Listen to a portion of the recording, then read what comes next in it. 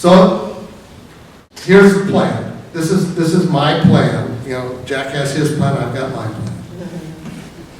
If we took a small percentage of what we now throw away on these arms we don't need for enemies that no longer exist, and put that into an account that would guarantee every defense industry or military sector or Pentagon contractor worker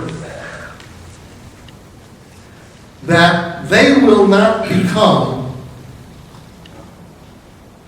the victims of society's desire to demilitarize the economy. Now, what do? Well, some of you know that when a corporate executive is hired or transferred, the company will pay lavishly. That, you know, if they've got a mansion in New York and they're going to buy a bigger mansion in California, the company often will buy the mansion in New York and sell it so that the executive doesn't take any kind of a loss. They will subsidize all kinds of things for executives. Well, why not for workers? We should say to any worker who needs to leave the state to travel to another state, who's displaced because of the end of a contract, that you will not be harmed.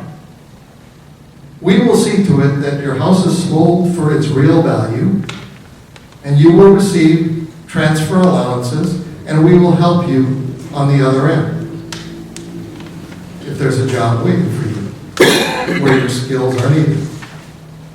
But a lot of people don't want to leave, and that's reasonable. Why should they? Their families are rooted. Their social relationships are here or there. We should say to them, we will develop plans for your factory. You will develop plans for your factory. You will participate in developing a plan for your factory about what the technology that is in place today can be used for that's not military. So if you're producing missiles, could you produce bullet trains instead? You know, if you're a machinist and you use a computer-guided lathe or some other machining tool, that's a universal tool that can be used for anything, produce anything. It's not peculiar to producing weapons. So studies should be done. We should require that every military contract that is let has built into it, paid by the company from the profits, a study about what will happen to that factory when the contract ends. And the workers should participate in that plan with the community. Okay, but there are some plants you just cannot convert reasonably. We should pay to send those workers back to school, to retrain them. We're supposed to do that for vets, although we don't do it very well, but we're supposed to. Why not? Veterans of the private sector, of the industry. Well, I'm 55 years old. I've worked in this plant for 30 years. I'm not going to learn a new trade at 55. Good. We will let you take early retirement, and we will pay the difference between what you get from your current plan and what you would get if you waited to 65 or 67, whatever the normal retirement age is of the plan. We will make up the difference.